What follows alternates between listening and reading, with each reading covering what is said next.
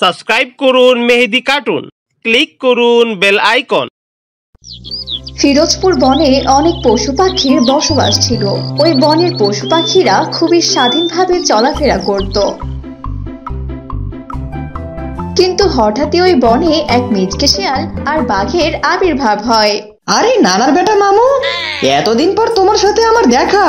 তা নানার বেটা মামু, তোমার এই চকরা বকরা গায়ে এত রক্ত লেগে আছে কেন? কাকে মার্ডার করে এলে, নাকি নিজেই রামদোলাই খেয়ে এসেছো? আর তোর এই বদ অভ্যাসটা গেল না রে। এত কথা কেন বলিস তুই? মার্ডার করতে পারি আর কোথায়, নিজেই তো মার্ডার হওয়ার হাত থেকে বেঁচে এসেছি। আরে ওই নদীর পাড়ে এক ছাগল তার 2 বাচ্চাকে নিয়ে বাস করে। তাদের খেতে গিয়ে তাদের মালিকের হাতের রাম ধোলাই খেয়ে এসেছি। তা তোর খবর কি? এ বনে কি শিকার আছে? আরে মামু, এ বনে তো শিকারের কোনো অভাব নেই, কিন্তু ধরা অনেক কঠিন। মামু, পাশে এক হাঁসের ফ্যামিলি বাস করে, কিন্তু ওই হাসি মহা চালাক। অনেকবার তার সাথে মিল লাগিয়েও তাকে আর তার ছানাদের খেতে পারিনি। এক কাজ করো, ওকে পরে দেখে নিব। তুমি যদি আমাকে এ বনের পশুদের খোঁজ এনে দিতে পারো, তাহলে আমি তোমাকে তাদের ধরে এনে দিব।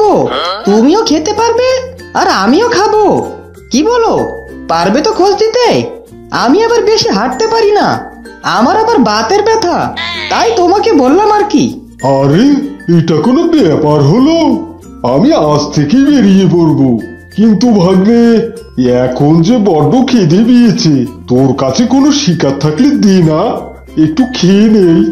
ওই যে শুরু হয়ে গেছে, যেই না একটু রস করে কথা বলেছি অমনি খাই খাই শুরু হয়ে গেছে। দাঁড়া, তোকে খাওয়াচ্ছি। মামু, আমার ডেরাতে একটা কচি সাপ মেরে রেখেছি, ওটাকেই খেতে পারো। আহ, থু, আরে না না, আমি সাপ টাপ খাই না। আমার কোনো খিদে পাইনি ভাগ্নে। কথাটা শুনে আমার বমি পাচ্ছে। তাহলে ভাগ্নে, এখন আমি চলি। শিকার খোঁজার জন্য তো খোঁজ লাগাতে হবে নাকি? এই বলে বাঘ শিকার খোঁজার জন্য চলে যায়।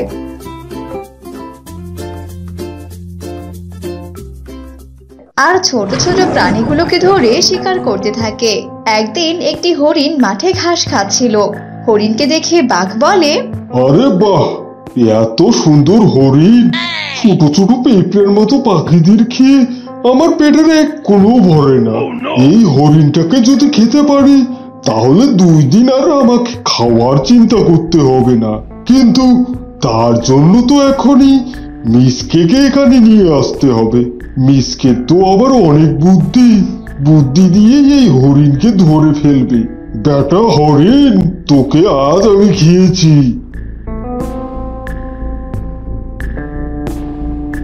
এই বলে বাঘ মিচকে শিয়ালকে হরিণের কথা বলে। মিচকে হরিণের কথা শুনে বাঘের সাথে হরিণের কাছে যায়। আরে হরিণ বোন, তুমি আমাদের থেকে একদমই ভয় পেও না। আমরা তোমাকে ধরতে আসিনি, আমরা তোমাকে দাওয়াত করতে এসেছি। আমাদের মামুর বউ মামি গত সপ্তাহে ট্রেন অ্যাক্সিডেন্ট করে মারা গেছে, তাই তার নামে শ্রাদ্ধ করব। তোমাকে দাওয়াত রইল হরিণ বোন। হয়েছে হয়েছে, আর চাপা মারতে হবে না। আমি তোদের মতলব বুঝি না মনে করেছিস? ওই বাঘের তো বিয়েই হয়নি, বউ আবার এলো কোথা থেকে? আরে হরিণ বোন, তোমার পায়ের নিচ দিয়ে সাপ যাচ্ছে, মামু ধরো। হরিণ যেই না তার পায়ের দিকে তাকায়, অমনি বাঘ আর মিচকে শিয়াল হরিণকে ধরে ফেলে আর তাকে মেরে দুজন মিলে খেতে থাকে। আর এসব হাসি তার 2 ছানাদের নিয়ে দূর থেকে দেখতে থাকে। হাসি তখন দ্রুত তার ছানাদের নিয়ে তার আস্তানায় চলে যায়।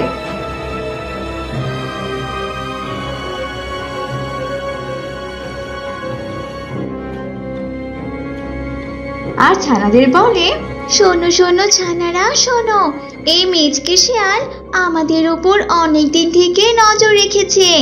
এখন আবার বাঘকে তার খারাপ কাজের জন্য অ্যাড করে নিয়েছে। আমাদের খুব সাবধানে থাকতে হবে। শোনো শোনো, আমি নদী থেকে তোমাদের জন্য মাছ আনতে যাচ্ছি। তোমরা আমি না আসা অবধি একদম গুহা থেকে বের হবে না, বুঝতে পেরেছো? আচ্ছা আচ্ছা ঠিক আছে মামুনি, তুমি ফিরে না আসা পর্যন্ত আমরা 2 বোন একদম গুহা থেকে বের হব না। কিন্তু মামুনি, ওই শিয়াল আর বাঘের কাছ থেকে তুমিও দূরে থেকো। তুমি তো কত জায়গায় খাবার খুঁজতে যাও, তাই তুমিও সাবধানে থেকো মামুনি। এই বলে হাসির ছানা দুটো গুহার ভেতরে চলে যায়।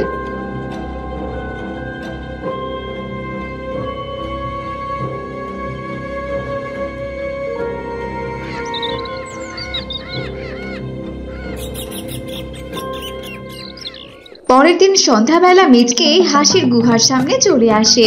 ও হাসি, তুমি কি যে রূপসী, মন চাই ময়না পাখির মতো বুকের পিঞ্জরে পুষি। ও হাসি, ওরে হাসি, কতদিন তোর পিছনে পিছনে ঘুরবো, তোকে কি কোনোদিনও আমার পেটের ভিতর ভরাতে পারবো না? সুইট হাসি আমার, চারিদিকে তো বেশ অন্ধকার, লুকিয়ে একটু হাসিকে দেখে আসি, বলা তো যায় না, খাওয়ার চান্সটা পেতেও পারি। এই বলে মিচকে শিয়াল চুপি চুপি হাসির গুহায় প্রবেশ করে। হাসি তার দুই ছানাকে নিয়ে ঘুমিয়েছিল। হাসির পাশে একটা কলসি রাখা ছিল। হঠাৎ মিচকের পা লেগে কলসিটি মাটিতে পড়ে যায়, আর তখনই হাসির ঘুম ভেঙে যায়। কে কে? আরে আরে, এই তো দেখছি মিচকে, তুই কি না আবারও এসেছিস আমার এখানে? ছানারা, ধারালো ছুরিটা নিয়ে আয় তো। আজ তো এর লেজ কেটে আমি পথের কুকুরকে খাওয়াবো। তোকে আমি অনেকবার ছাড় দিয়েছি, আর দেব না। তোর অত্যাচারে বনের সব ছোট্ট প্রাণীরা স্বাধীনভাবে চলাফেরা করতে পারে না, এমনকি রাতের বেলা শান্তি মতো ঘুমাতেও পারে না। হাসির মুখে এমন কথা শুনে মিচকে শিয়াল ভীষণ ভয় পেয়ে যায়, আর সেখান থেকে পালিয়ে যায়। এভাবে কেটে যায় বেশ কিছুদিন। একদিন হাসির দুই ছানা তার মাকে বলে, মাম্মুনি, ও মাম্মুনি, আমরা তো অনেকদিন হলো নানুর বাড়িতে বেড়াতে যাই না। মাম্মুনি, চলো না নানুর বাড়ি থেকে একটু ঘুরে আসি। কিন্তু সোনামণিরা, তোমাদের নানুর বাড়িতে যেতে হলে তো নদী পার হতে হবে।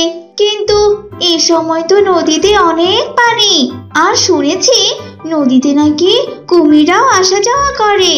এই অবস্থায় আমি তোমাদের নিয়ে কিভাবে নানুর বাড়িতে যাব বলো?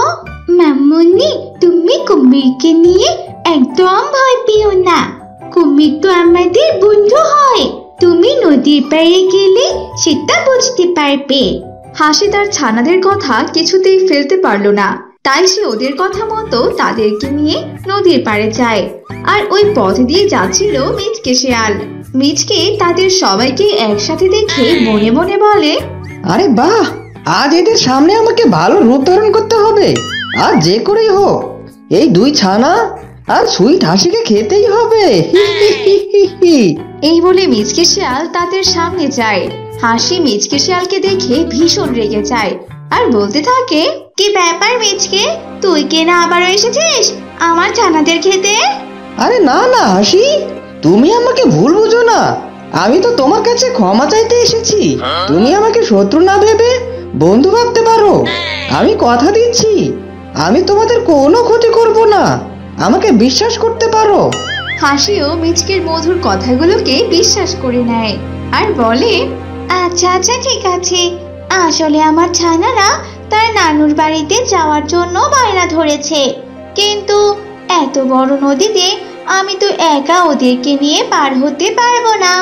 আরে হাসি, এ নিয়ে তুমি একদম চিন্তা করো না।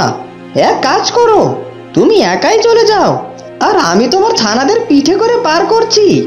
যাও, তুমি আগে চলে যাও।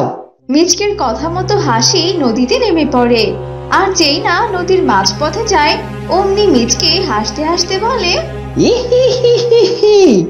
ওরে বোকা হাসি, তুই সত্যি অনেক বোকা।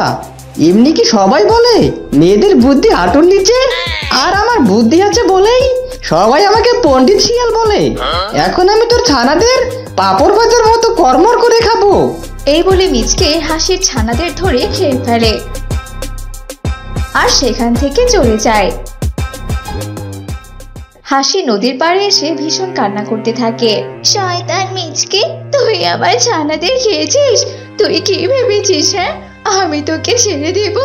তোর মৃত্যু খুব তাড়াতাড়ি হবে, এই আমি বলে দিলাম। এই বলে হাসি কাঁদতে কাঁদতে তার আস্তানায় ফিরে যায়। এভাবেই কেটে যায় আরো কিছুদিন। একদিন মিচকে রাতের অন্ধকারে হাসির গুহাতে যায়, আর হাসিও তাকে গুহাতে দেখতে পায়। তারপর হাসি চুপি চুপি পেছন থেকে তার লেজে আগুন লাগিয়ে দেয়, আর সাথে সাথে মিচকের পুরো শরীরে আগুন লেগে যায়। মিচকে আগুন নিয়ে দৌড়াতে দৌড়াতে তার পুরো শরীর একেবারে ঝলসে যায়, আর সে মারা যায়। তারপর থেকে বনের সব পশু পাখি নির্ভয়ে চলাফেরা করতে থাকে।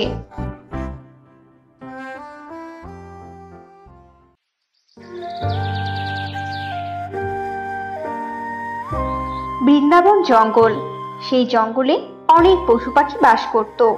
পশুরা সেই জঙ্গলে বাস করলেও তাদের কোনো স্বাধীনতা ছিল না, কারণ সেই জঙ্গলে বাস করত এক অত্যাচারী সিংহ ও তার মন্ত্রী বাঘ।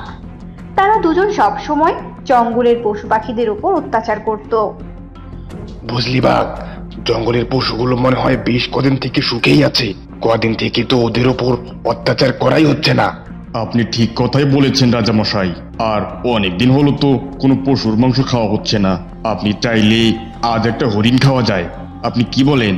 তা তুই ঠিক কথাই বলেছিস, কিন্তু ওরা যা চালাক হয়েছে না, আমাদের দেখলেই তো পালাতে থাকে। তাহলে ধরবো কি করে? ও নিয়ে আপনি কোনো চিন্তা করবেন না, ঠিক একটা ব্যবস্থা হয়ে যাবে। এখন চলুন তবে এগিয়ে যাওয়া যাক। এরপর বাঘ আর সিংহ মিলে বনে বের হয় শিকার খুঁজতে। বাঘ আর সিংহকে দেখে সবাই আতঙ্ক হয়ে যায়। আরে আরে, এই দুই শয়তান আজ আমাদের এখানে কেন? কোনো অঘটন ঘটাতে এলো নাকি আবার? না, আমার যে করেই হোক এখান থেকে পালাতে হবে। তুই একদম ঠিক কথাই বলেছিস হরিণী। এই দুই বাঘ সিংহ নিশ্চয়ই কোনো ক্ষতি করতে এসেছে। শীঘ্রই চল কোথাও আমরা লুকিয়ে পড়ি। কিন্তু ছাগল দিদি, এরা তো আমাদের খেয়ে ফেলবে না? হয়তো একটু শাসিয়ে যাবে। এরা তো বাইরে থেকে শিকার ধরে নিয়ে আসে। উফ, তুই এত বোকা কেন বলতো? এটাই তো ঝামেলা।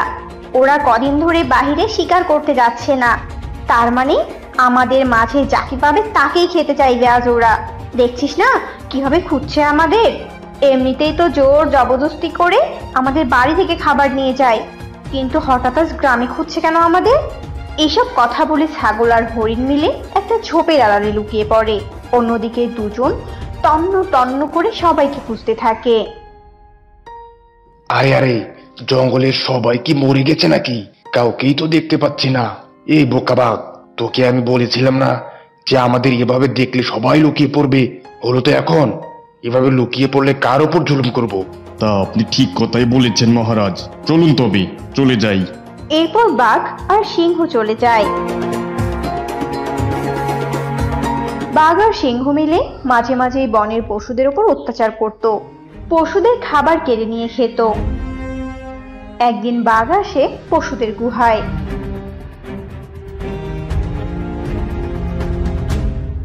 আরে বাঘ দাদা, তুমি এখানে কেন? কি হয়েছে? হ্যাঁ হ্যাঁ, তোর কাছে এলাম। কতগুলো মুরগি আছে রে তোর কাছে? দে বের করে, আমাদের সিংহ মহারাজ খেতে চেয়েছেন। বাঘ মশাই, আমার কাছে তো এখন কোনো মুরগি নেই। মুরগি নেই? আচ্ছা ঠিক আছে, আমি এক্ষুনি দেখছি মুরগি আছে কি না। যদি খালি একবার মুরগি পেয়ে যাই তাহলে তোকেই আজ নিয়ে যাব মহারাজের কাছে। আছে আছে আছে আছে বাঘ মশাই, মুরগি আছে, কিন্তু শুধু দুটো। তাও ওই দূরের উঁচু পাহাড় থেকে ধরে এনেছি অনেক কষ্ট করে। তুমি নিয়ে যেও না, তাহলে যে আমাকে অনাহারে থাকতে হবে। নিয়ে যেও না দয়া করে। মিসকে এত করে বলার পরও বাঘ কোনো কথাই শোনে না। বাঘ মিসকের গুহা থেকে দুটো মুরগি নিয়ে সেখান থেকে চলে যায়। এভাবেই বাঘ সবার ঘরে যা যা ছিল সব নিয়ে যায়, আর যার ঘরে খাবার ছিল না তাদের ঘরে ছোট্ট ছানাদের ধরে নিয়ে যায়। আরে বাঘ, এই তো তুই একটা কাজের মতো কাজ করেছিস। কতগুলো খাবার তুই নিয়ে এসেছিস। এতগুলো খাবার তো 2-3 দিন আমরা অনায়াসেই খেতে পারবো। হা হা হা হা। তা আপনি একদমই ঠিক বলেছেন মহারাজ। শুনুন, এভাবেই এদের ভয়ভীতি দেখিয়ে আমাদের থাকতে হবে, তাহলে আর খাবার নিয়ে কোনো চিন্তা করতে হবে না। বাঘ এভাবেই বলে ভীষণ হাসতে থাকে। এভাবে দিন কাটতে থাকে। দেখতে দেখতে গ্রীষ্মকাল চলে আসে। জঙ্গলের একটি নদী বাদে প্রায় সব নদীর জল শুকিয়ে যায়। পশু পাখিরা পানির অভাবে হাঁপাতে থাকে। পুরো জঙ্গলের শেষ সম্বল থাকে ওই নদীটি, তাই সবাই ওই একটি নদীতেই পানি পান করতে থাকে। একদিন বাঘ আর সিংহ আসে নদীতে পানি পান করতে।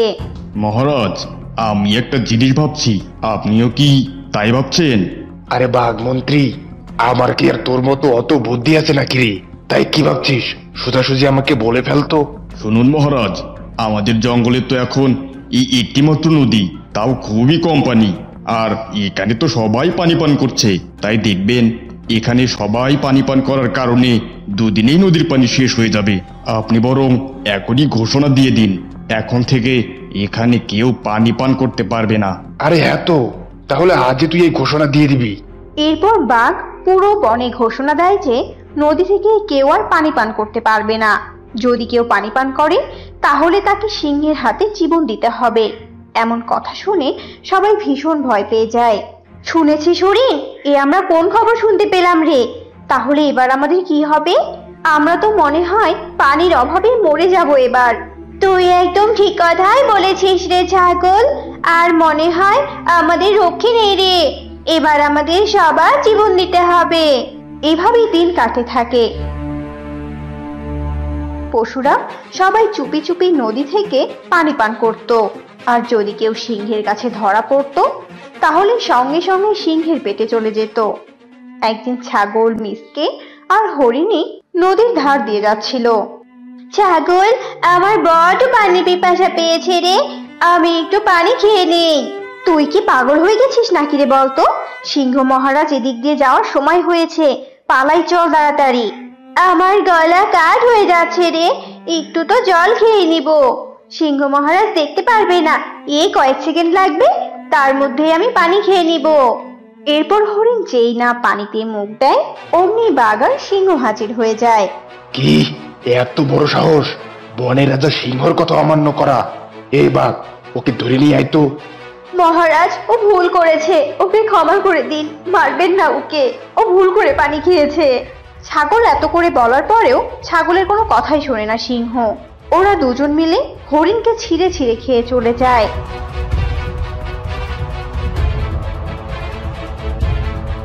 বুঝলি মিসকে, এভাবে হরিণীকে আমি হারাবো ভাবতেও পারিনি। এবার ওদের বিনাশ আমি করব। কি করে করব? শোন তবে, আমার মাথায় একটা বুদ্ধি এসেছে। এরপর ছাগল একটা বুদ্ধি বের করে, আর মিসকে যায় বাঘের কাছে আর ছাগল যায় সিংহের কাছে। কিরে, তুইও কি আমার খাবার হতে এলি নাকি রে? আরে না, আপনাকে একটা জব্বর খবর দিতে এসেছি। ওই বাঘের নামে, বুঝেছেন? বাঘ তো মনে মনে ফন্দি করেছে আপনাকে মেরে সে নিজে রাজা হবে। আপনি নাকি বোকাশোকা, সারাদিন তার কাছে বুদ্ধি ধার করে নিয়ে চলেন। ওই বাঘই তো এসব বলেছে, আমি কি আর জানতাম নাকি এসব বলে? আমি তো আপনাকে রাজা হিসেবেই মানি, তাই ভাবলাম আপনাকে খবরটা দিয়ে আসি। আমি নিজের কানে শুনেছি। কি, ও সামান্য মন্ত্রী হয়ে আমাকে মারার ফন্দি করে? তবে রে, এবার দেখবে আমার শক্তি। অন্যদিকে মিসকে বাঘকে বলে, আরে বাঘ দাদা, তাজা খবর আছে তো। রাজা সিংহ তো তোমাকে মারার ফন্দি করছে। তোমাকে নাকি খাওয়ার ভাগ দিতে হয়, আর তুমি নাকি অনেক বুদ্ধিমান, আর তোমার বুদ্ধি নাকি তার জন্য বিপজ্জনক। আমি তোমাকে ভালোবাসি, তাই তোমাকে বলতে এলাম। কি, ওই বোকা সিংহ এভাবে বলেছে? দাঁড়া বোকা মহারাজ, আজই তোর শেষ দিন। এরপর বাঘ সিংহের কাছে যেতে রওনা দেয়, আর সিংহ বাঘের কাছে। এরপর পথেই তাদের দুজনের দেখা হয়ে যায়। শয়তান বাঘ, আজই তোর শেষ দিন।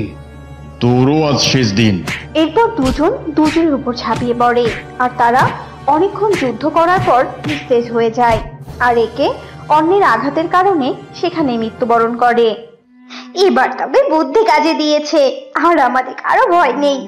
কিন্তু মাঝখান থেকে আমি আমার বান্ধবী হরিণীকে হারিয়ে ফেললাম, আমাকে ক্ষমা করিস তুই। কিন্তু এরপর থেকে আর কোনো পশু পাখিকে কষ্ট করতে হবে না, মুক্তি পেয়েছে সবাই। সে অনেক অনেক দিন আগের কথা। রহিমপুর জঙ্গলে একটা পাজি বাঘ বাস করত।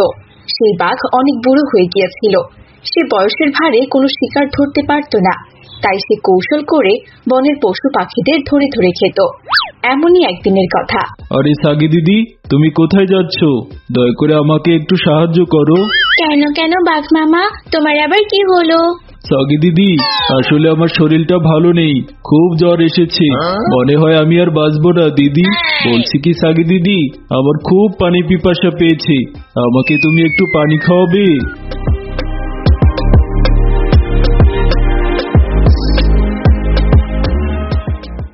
বাঘের এমন কথা শুনে ছাগিটি নদী থেকে একটুখানি পানি এনে বাঘটির সামনে রাখলো, আর তখনই বাঘ ছাগিকে ধরে খেয়ে ফেললো। এভাবেই দুষ্টু বাঘের দিন কাটছিল।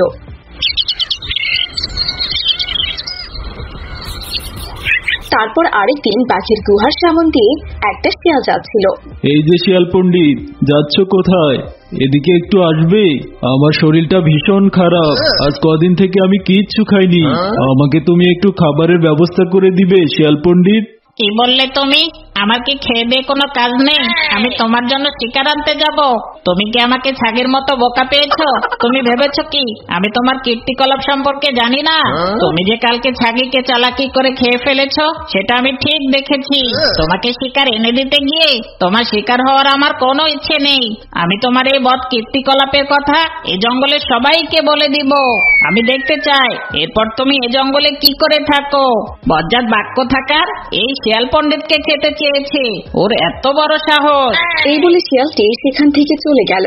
আস্তে আস্তে পুরো বনের পশুরা জেনে গেল যে বাঘ মিথ্যে কথা বলে পশুদের ধরে ধরে খায়, আর বনের পশুরা নিজেদের বাঁচানোর জন্য বাঘের কাছাকাছি আসতো না। সবাই চিটার বাঘের থেকে দূরে দূরে থাকতো। বাঘ বুড়ো হওয়ায় ছুটে শিকারও ধরতে পারত না। আরে ধুর, এভাবে কি আর দিন চলে? দুদিন থেকে তো দেখছি আমার ধারের কাছেও কেউ আসছে না। মনে হচ্ছে এই জঙ্গলের সবার কাছে আমার কৌশল ফাঁস হয়ে গেছে। এই জঙ্গলে আর থাকা যাবে না, অন্য জঙ্গল খুঁজে বের করে সেখানে চলে যেতে হবে। আমি এক কাজ করি, পাশের জঙ্গলে চলে যাই, সেখানে তো আমার সম্পর্কে কেউ জানে না, সেখানে আবার নতুন কোনো ফোন দিয়ে এটে শিকার ধরে খেতে হবে। যেমন ভাবনা ঠিক তেমনই কাজ। বাঘ চলে গেল পাশের বনে। সেখানে কোনো বাঘ সিংহ না থাকায় জঙ্গল প্রধান ছিল হাতি। সব পশুরা হাতির কথাই উঠতো আর বসতো। হাতিমশাই, হাতিমশাই, আপনি তো এই জঙ্গলের প্রধান, আপনি দয়া করে আমাকে একটু সাহায্য করুন। আজই আমি পাশের জঙ্গল থেকে এসেছি। আমি বুড়ো হয়ে যাওয়ায় সে জঙ্গলের সবাই শুধু আমাকেই ধরে খেতে চায়, তাই কোনো রকম জান নিয়ে পালিয়ে এসেছি। দয়া করে আপনি আপনার বনে আমাকে একটু আশ্রয় দিন এবং কোনো একটা কাজের ব্যবস্থা করে দিন। আচ্ছা আচ্ছা, ঠিক আছে, তোমাকে এ নিয়ে আর চিন্তা করতে হবে না। আজ থেকে তুমি আমাদের বনের চৌকিদার। আমাদের এই বনে যেহেতু বড় কোনো প্রাণী নেই, তাই যে কোনো সময় হিংস্র প্রাণীরা ঢুকে আমাদের বনের পশুদের ক্ষতি করতে পারে। তাই তোমাকে চৌকিদার হিসাবে নিয়োগ দিলাম। বেতন তুমি প্রতি মাসের শেষে পাবে, তবে একটা শর্ত, এ জঙ্গলের কোনো প্রাণীকে কিন্তু তোমার ধরে খাওয়া যাবে না। এ জঙ্গলে সবাই ঘাস খায়, তুমিও ঘাস খাবে, ঠিক আছে? আচ্ছা, কোনো সমস্যা নেই, আমি সব কাজ পারবো, আমার শুধু একটা আশ্রয়ের দরকার ছিল। বনের সবাই বাঘকে চৌকিদার হিসেবে পেয়ে ভীষণ খুশি ছিল, কিন্তু তারা জানতো না যে তাদের এই খুশি খুব বেশি দিন আর থাকবে না। একদিন এক ছাগি তার ছানাকে নিয়ে গুহার দিকে যাচ্ছিল। তখন বাঘ তাদেরকে দেখে বলল, এই যে ছাগি দিদি, তোমার ছানাকে নিয়ে কোথায় যাচ্ছ গো? এদিকে একটু এসো তো, তোমার সাথে একটু দরকার ছিল, আমি যে একটু বিপদে পড়েছি। বাঘের এমন কথা শুনে ছাগিটি তার ছানা নিয়ে বাঘের কাছে এলো। কি হয়েছে চৌকিদার ভাই? তুমি তো এই বনের চৌকিদার, তোমার আবার কিসের বিপদ বলো তো? আমার সব থেকে বড় বিপদ হচ্ছে আমার পেটের ক্ষুধা। এই ক্ষুধার জন্যই আমি তোকে এখানে ডেকে এনেছি, এখন আমি তোকে খাবো। এই বলে বাঘটি ছাগি ও তার ছানাকে ধরে খেয়ে নিল। এভাবেই দুষ্টু বাঘের দিন কাটছিল। একদিন বনে লালি নামের একটি গাভী অসুস্থ হয়ে পড়েছিল। তাকে দেখতে বনের সবাই এসেছিল। লালি, ঔষধগুলো তুমি ঠিক মতো খেও, ঠিক আছে? আর বাঘ শোনো, আজ তুমি লালির সাথেই থেকো। ও যেহেতু অসুস্থ, রাতে যে কোনো কিছু ঘটে যেতে পারে, তুমি আজ রাত ওকে ভালো করে পাহারা দিবে। আপনি কোনো চিন্তা করবেন না হাতি মশাই, আমি লালিকে ঠিক দেখে রাখবো। বাঘের কথায় সবাই খুব খুশি হলো, আর সবাই সেখান থেকে চলে গেল। রাত হতেই বাঘ লালিকে শিকার করলো। লালিকে তো শিকার করে ফেললাম, কিন্তু ওকে এখন খাওয়া যাবে না। কাল সকালবেলা সবাইকে ওর লাশ দেখানোর পর এবং ভুলভাল বুঝিয়ে তারপর আমাকে খেতে হবে।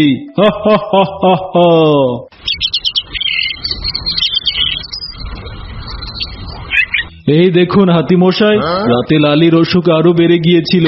আমি অনেক চেষ্টা করেছি ওকে বাঁচানোর জন্য, ওষুধও খাইয়ে দিয়েছিলাম, আপনাদের ডাকারও চেষ্টা করেছিলাম, কিন্তু লালি আমাকে যেতে দেয়নি। ও আমাকে বলল ওর কাছে থাকতে, ওর নাকি সময় শেষ হয়ে গেছে। কিন্তু শেষমেশ আমি ওকে আর বাঁচাতে পারলাম না। লালি আমাদের সবাইকে ছেড়ে চিরদিনের জন্য চলে গেছে। ইস, লালির জন্য খুব খারাপ লাগছে। লালির মতো অবস্থা এই জঙ্গলে যেন আর কোনো প্রাণীর না হয়। বাঘ, তুমি লালিকে এখন পুঁতে রাখার ব্যবস্থা করো। এই বলে হাতি আর অন্যান্য পশুরা সেখান থেকে চলে যায়। তখন বাঘ মনের আনন্দে লালিকে খেতে থাকে। যাক বাবা, এই বনে এসে চালাকি করে তো শিকার ধরে খাচ্ছি, বাকি জীবনটা এভাবেই কৌশল করে এ বনে থেকে যেতে হবে আর শিকার ধরে ধরে খেতে হবে। কিন্তু এই বনে থাকতে হলে আগে ওই দুষ্ট পাজি হাতিকে সরাতে হবে। ওই দুষ্ট হাতি কিনা আমার উপর হুকুম চালায়। এবার আমি ওই হাতিকে মজা দেখাবো। এই বন ছেড়ে ওকে চিরদিনের জন্য জাহান্নামে পাঠিয়ে দিব।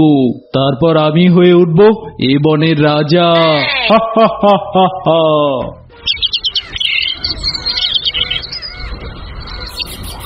পরের দিন বাঘ যায় হাতির কাছে। হাতিমশাই, বলছি কি আমার শরীরটা ভালো না, খুব অসুস্থ, ডাক্তার দেখাতে হবে, আমার কিছু টাকার দরকার। দয়া করে আপনি আমাকে কিছু টাকা ধার দিন না, চৌকিদারের বেতন পেলে আপনাকে পরিশোধ করে দিব। আচ্ছা আচ্ছা, ঠিক আছে বাঘ, নিয়ে যাও। তবে তোমার কিন্তু এখনো বেতন পাওয়ার সময় হয়নি, অনেক দেরি আছে। তার আগে টাকাটা আমাকে পরিশোধ করে দিয়ে যেও। যখন বেতন পাবে তখন আবার নিয়ে যেও। তোমাকে দ্রুত সুস্থ হওয়া খুব জরুরি। তুমি এই জঙ্গলের চৌকিদার, তুমি পাহারা না দিলে এই জঙ্গলের বড় ক্ষতি হয়ে যেতে পারে। এরপর টাকা নিয়ে বাঘ সেখান থেকে চলে যায়। বেশ কিছুদিন কেটে যাওয়ার পরেও বাঘ হাতিকে আর টাকা ফেরত দেয় না। একদিন হাতি বাঘের কাছে আসে। কি ব্যাপার বাঘ, এতগুলো দিন পার হয়ে গেল, তুমি আমার সাথে দেখা করতে এলে না, চৌকিদারের ডিউটিও করছো না। তুমি কি এখন সুস্থ? আর আমার টাকাগুলো কোথায়? হ্যাঁ হ্যাঁ হাতিমশাই, আমি একদম সুস্থ আছি। বলছি বাঘ, তুমি আমার থেকে যে টাকাগুলো ধার নিয়েছিলে, আমি সেই টাকাগুলোই নিতে এসেছি। টাকার আমার ভীষণ দরকার। হরিণীর মেয়ে খুবই অসুস্থ, ওর চিকিৎসার জন্য অনেক টাকার দরকার। তুমি আমাকে টাকাগুলো দাও বাঘ, ওর চিকিৎসার জন্য মোটা অঙ্কের টাকা লাগবে। টাকা মানে কিসের টাকা?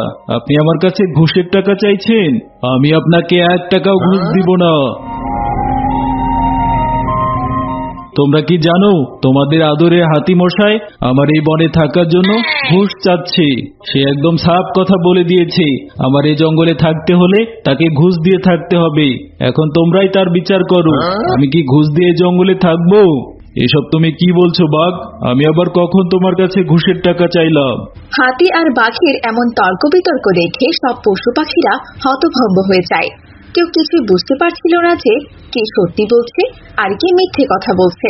এটার বিচার পরে হবে বলে সবাই সেখান থেকে চলে যায়। দেখতে দেখতে রাত হয়ে যায়। রাতের বেলা হাতি বনের ভেতর দিয়ে ঘুরে বেড়াচ্ছিল। ওই তো, ওই বেটা হাতিকে পেয়েছি, আমার উপর হুকুম চালানো। আজকে হবে ওর শেষ দিন। আমার উপর এতদিন ধরে হুকুম চালিয়েছিস, আজ তার আমি প্রতিশোধ নিব। আজ আমি বেটাকে দেখাবো মজা।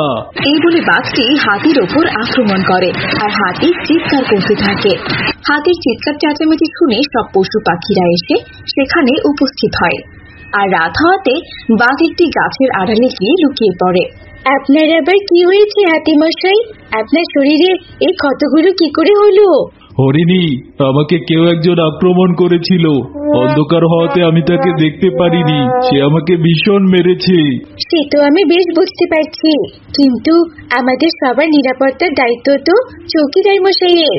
তাকে তো আমি কোথাও দেখতে পাচ্ছি না, সে কোথায়? ঠিক তখনই সেখানে বাঘ এসে উপস্থিত হয়। এ কি, তোমরা বুঝি আমাকে স্মরণ করেছ?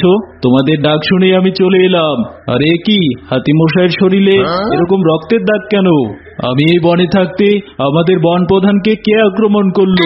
কার এত বড় সাহস? আমার তো মনে হয় আপনি আঘাত করেছেন চৌকিদার মশাই, কারণ আজ তো আপনার সাথে হাতি মশাইয়ের ঝগড়া হয়েছিল। সেটা কি আপনি ভুলে যাচ্ছেন নাকি? এসব তুমি কি বলছো হরিণী? ঝগড়া হয়েছিল বলে আমি হাতি মশাইকে আক্রমণ করব? আমি তো এই বনের রক্ষক, আমি তো ভক্ষক নই। শুনুন চৌকিদার মশাই, ক্ষুধা লাগলে না রক্ষকও ভক্ষক হয়ে ওঠে, বুঝেছেন তো? আর আমি বেশ ভালো করেই বুঝতে পারছি যে হাতি মশাইকে আপনি আক্রমণ করেছিলেন। তা না হলে নিজে দেখো না, তোমার হাত পায়ের নখগুলোতে কেমন রক্ত লেগে আছে। এখনো কি তুমি মিথ্যে কথা বলবে যে তুমি হাতি ভাইকে আক্রমণ করোনি? হরিণের কথায় সবাই একমত পোষণ করে। তখন কারোর বুঝতে আর বাকি রইল না যে এতদিন বাঘ এই বনের পশু পাখিদের কৌশলে শিকার করে খেয়েছে। সবাই বাঘকে ঘিরে ফেললো, আর হাতি বাঘকে তার সুরে তুলে নিয়ে জোরে একটা আছাড় মারলো।